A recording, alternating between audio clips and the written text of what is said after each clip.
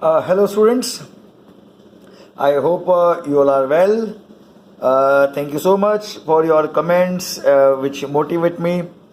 Some of the students who regularly comments on my video, I have no words. Thank you so much for motivating and boosting me up. Few give answer of the question also in comment section. So thank you so much. Now students, last lecture we talk about the market system. We already completed market system.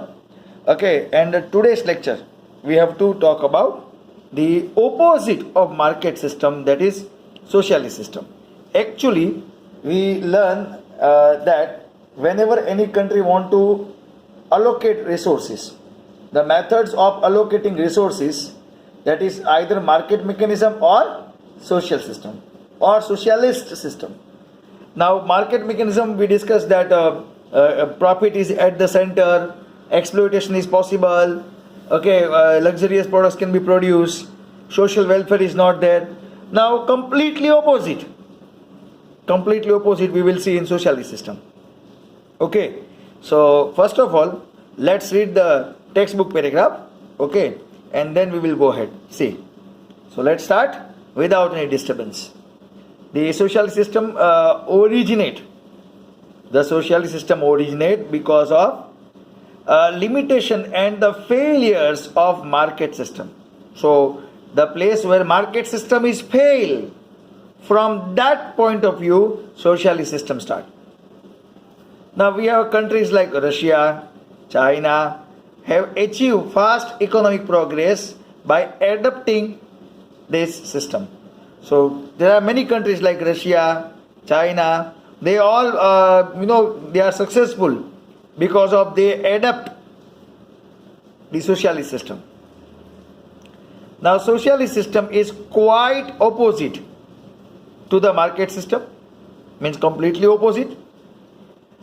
In the socialist system all the economic decisions are taken by state machinery, means every decision taken by government. What we learn in market system, decision taken by individual, but here in socialist system everything done by government. Every decision, resource allocation, profit, everything decided by government. State government or state owns all the resources of production, means all the petrol production, land, labor, capital, entrepreneur, that everything is owned by state government. Nobody can claim that it is my individual. No individual. Okay. You cannot say it is my farm. Government farm and you have to do farming. Government factories, you have to work as labor. So state own all the resources of the production. And in this system, whole economy is managed by the state. Everything is managed by state. All the decisions pertaining to production, see, each and every decision of production, investment, resource distribution, production distribution, all the decisions are taken after keeping the requirement of the society in mind. That means, first of all, they find out the requirement.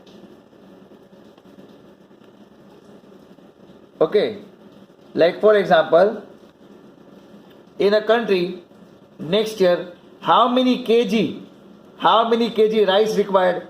For example, they realize that we required say 10 crore. We required 10 crore kg rice, for example.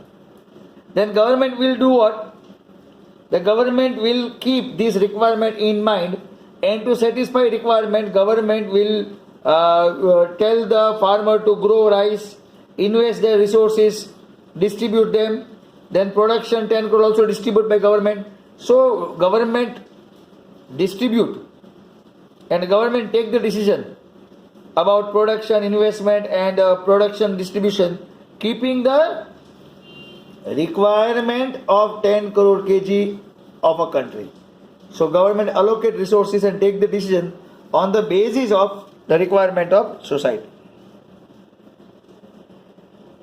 In socialist system, rather than profit I repeat, in socialist system rather than profit, remember, no profit, rather than profit, social welfare is at the center. It's related with people. People's welfare is center. Okay, government don't want to earn money, but government believe that the people of the country must be happy. Government believe that the people's welfare is important. Government believe that people must able to get all the basic necessities. Forget about luxurious product. Forget about profit. Government not interested in profit at all. Production of resources and their prices. The production of resources plus the prices of production are decided by state. At what rate the production required to be sold, at what rate the agriculture related activities has to be done.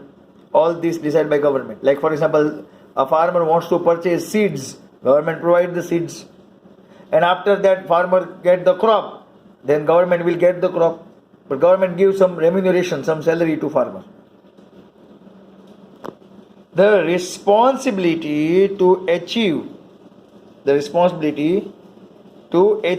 the target production decided by the state governed factories. See, the responsibility to achieve the target of production means 10 crore kg. That is the target. So the responsibility to achieve the target of production decided by state governed factories.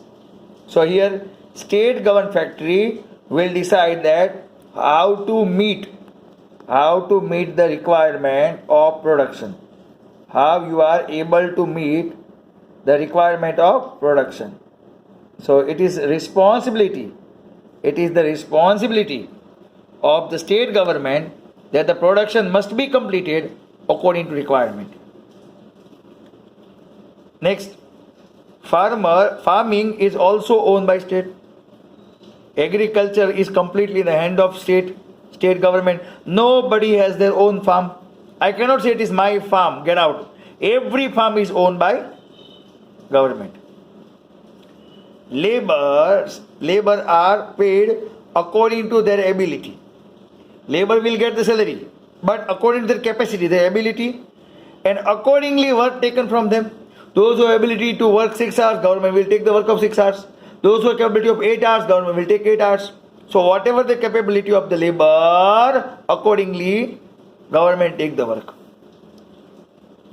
Now let us discuss the same thing in a form of revision with the help of paperwork. See, socialist system, introductory part.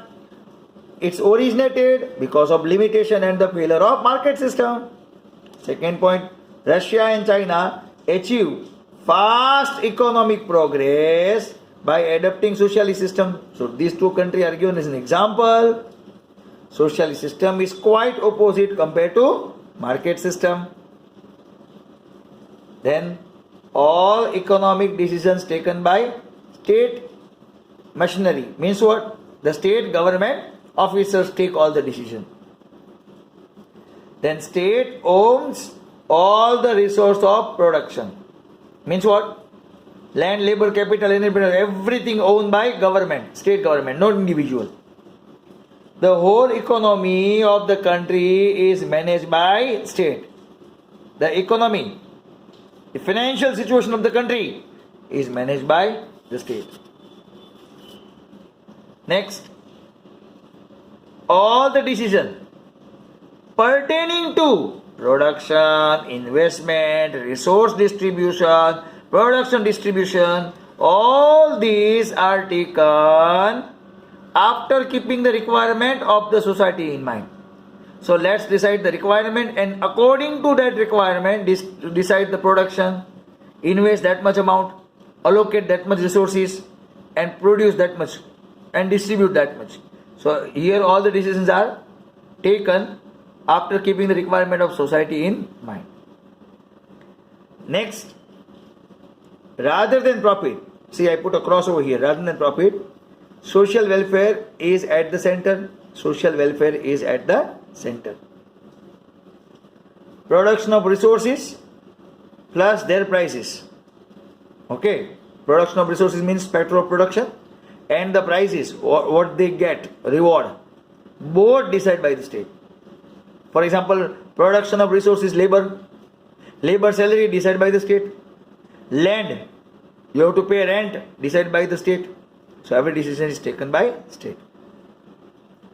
The responsibility to achieve the target of production decided by the state government factories. Every state government factories it is their responsibility that whatever requirement, that much production must be done. Now farming is also owned by state. Laborers are paid according to their ability and according to work is taken from them. Those who have ability, accordingly the government will take the work from them and they will get the payment also accordingly that way. Now here the important point mentioned over here is laborers are paid according to their ability. Those who have a high ability, they get high salary. Those who have a low ability, they get low salary. Okay. So these are the introductory part of socialist system. Now the next we have to go, that is the features of socialist system. So now we talk about features, the characteristics of socialist system. It is a little bit revision of what we learned. See the first point, students. Resources are owned by the state. All the resources, spectrum of production, they are owned by the state. Land, labor capital, entrepreneur, everything owned by state. No individual. I cannot say my farm. No. Second, all the economic decisions are taken by the state. All the decision cannot be taken by an individual. It is taken by the state. Rather than profit, social welfare is the center of the economic activity. Means here, they are not work for profit. Government will not work for profit. Government will not focus on earning. Government focus that people's welfare is important. People's life must be easy. People must get everything as easy as possible. Next, laborers are paid wages. Wages means salary. Laborers are paid salary in return to work. The way how they work, they get the salary. Okay. So these are the features of socialist system. Now let us revise these features by the help of paperwork. See. Now on the top it is mentioned that the features of socialist system: resources that is owned by state. All the economic decisions are taken by state. Rather than profit, see, profit is not important. Okay, profit is not important. Then what is in the center? In the center of economic activity, this circle is economic activity. In the center of economic activity, social welfare must be there. Or we can say social welfare is in the center of all economic activity. Means whatever activity done by government will feel that it must be for social welfare, betterment of society, betterment for society. Then laborers paid wages, salary in return of work. Means whatever work they does, they will get the salary. Wages means salary. Okay, so these are the characteristics or features of socialist system. Now students, we are going for benefit of socialist system. Now what are the benefits of socialist system? See, because of production according to the requirement of the society, unimportant and luxurious items are not produced. Government is highly not interested in producing unimportant and luxurious items. But government is highly interested to go for production of necessities, the requirement of society. Government decide that go for the production of those products which are the necessity, basic necessity of the country rather than luxurious and unimportant items. The second point, as the decisions are related to the production are taken by the state, all the decision of the production is taken by state. Wastage of resources is not there. Government will not allow any resource to waste. Government will try it level best that all the resources must be utilized with maximum capacity. So government go for optimal utilization of resources so that the wastage of resources are not there only. Next, disparity of income means poor become more poor and rich become more rich. Okay, disparity of income and property is removed. Here government own everything, so you can't own your property. So there is a disparity, inequality is not there between poor and rich. There is no inequality between poor and rich because rich people not own anything because everything owned by government. Consumers are not exploited because government don't want to earn profit. So there is no requirement of consumer exploitation. Government don't want to go for profit. Government want welfare. So government will provide the product at lowest rate. So that's why there is no scope that consumers are exploited. So consumers are not exploited in socialist system.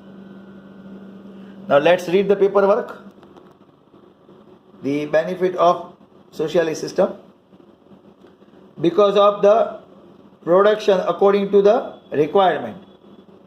Okay, you go for production based on requirement. Unimportant plus luxurious. I put a cross over here. Okay, it's not X. I put a cross. Luxurious plus unimportant items are not produced because focus is on basic requirements. So government want to produce basic requirement because government want welfare. So government will see that unimportant and luxurious products should not be produced only. That's also benefit. All the decisions related to the production are, every decision related to production are taken by the state. All the decision of production that is taken by state. And wastage of resources are not there. I put a cross over here. There is no waste of resources because government participate in the production and all the decisions regarding the or related to production that is done by government. So government don't want to go for exploitation of resources or wastage of resources, I should say. Next, disparity, inequality of income plus disparity of property. Inequality of property, that is removed. It is not there. So we don't have a rich become more rich and poor become more poor. That will not come over here. The last benefit, consumers are not exploited. Consumers cannot be cheated because government provide product for the welfare, not for the profit. So consumers are not exploited. Now next we go for limitation of socialist system. Now socialist system which has come into existence with a noble intention, its intention is noble, pure, good, of equal distribution, no partiality, and social welfare, betterment of society. It also, in spite of that, it also has certain limitation. There are limitation too. It has certain limitation. Now let's read the limitation. As the resources of the production are owned by the state, means what? Land, labor, capital, entrepreneur, they own by the state. People do not get encouragement and motivation to increase production. People will not go for research development. People will never go for do something new. Why? Because even though you do something new, you will not get the benefit. Government will get the benefit. For example, if I go for research and development, I create a completely innovative product, then government will sell that product. Government will get the benefit. So in that case, you are not motivated, you are not encouraged to do something new. Because you believe that even though you do something new, who will get the benefit? Government will get the benefit. I myself will not get any benefit. Second, due to lack of competition, contest and research do not get momentum. Momentum means working in the economy. Here we have a lack of competition. Why? Because everything owned by state government. Nobody is competitor with whom you can go for any kind of contestant or any kind of competition, because everything is done by government and government does not have any competitor. So because of that, the movement in economy is not possible. It becomes stable somewhere. The progress remains stable somewhere. Third, there is a lack of individual freedom in the system. You don't have freedom. Lack of individual freedom means what? You can't own your own, you can say, farm. You can't own your own property. You cannot take a decision which crop you want to cultivate. You cannot take a decision which product you want to manufacture in the factory. So there is a lack of individual freedom in this system. The last limitation, because of the complete interference of the state, there is a fear of bureaucracy. See, because completely everything is managed by a completely government, fear of bureaucracy means what? Few government officers will delay the work, stop the work, complete the work whenever they wish. These all are called what? Bureaucracy.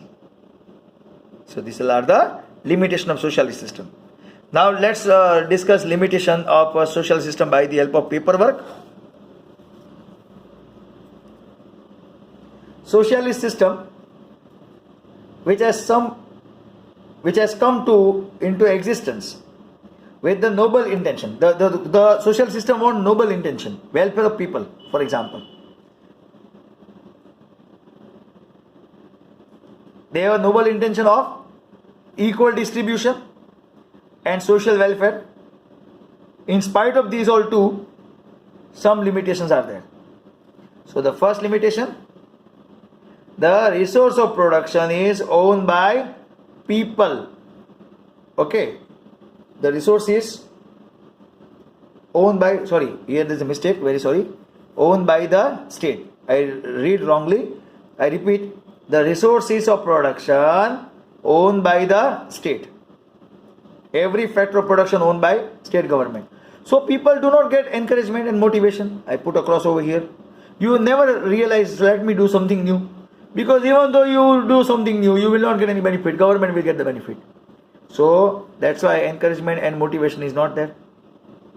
And because of encouragement and motivation is not there, the production is not increased. To increase production, there is no motivation, no encouragement. I repeat, to increase the production, there is no encouragement, no motivation. Next, the second point, due to lack of competition plus contest plus research. I repeat, due to lack of competition plus contest plus research,